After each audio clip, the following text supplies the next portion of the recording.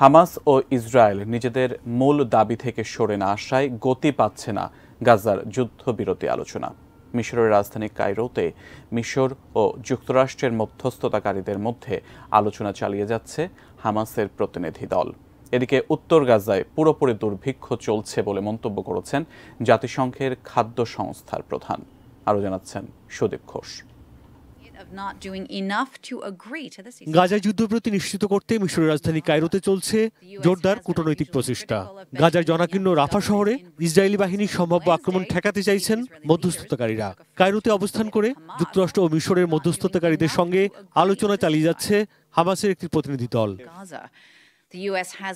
তবে দুপক্ষের মধ্যে এখনো কয়েকটি বিষয়ে মতবিরোধ রয়ে গেছে। গাজায় স্থায়ী যুদ্ধবিরতি হবে না সাময়িক সময়ের জন্য সে ব্যাপারে সিদ্ধান্ত হয়নি। হামাস চাইছে রাফায় সামরিক অভিযানের সিদ্ধান্ত থেকে ইসরায়েল যেন সরে আসে, সে ব্যাপারে যুক্তরাষ্ট্রকে নিশ্চয়তা দিতে হবে। অন্যদিকে হামাস যুদ্ধবিরতি চুক্তিতে পৌঁছতে ব্যর্থ হলে সেখানে জোরদার অভিযান শুরু করার ঘোষণা দিয়ে রেখেছে ইসরায়েল।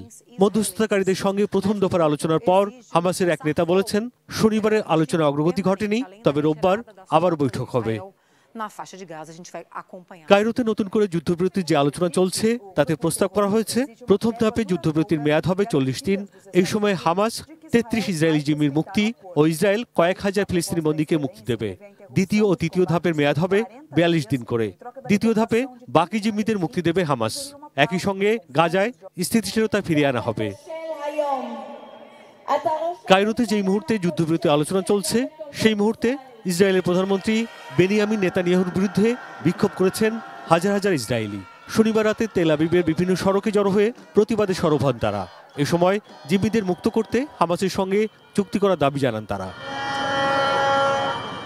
এদিকে জাতিসংঘের ওয়ার্ল্ড ফুড প্রোগ্রামের নির্বাহী পরিচালক সিন্ডি ম্যাককেইন বলেছেন, পুরোপুরি দুর্ভিক্ষের কবলে রয়েছে উত্তর গাজা। একই সঙ্গে তিনি সতর্ক করে বলেছেন, দক্ষিণ গাজার দিকেও যাচ্ছে এই দুর্ভিক্ষ।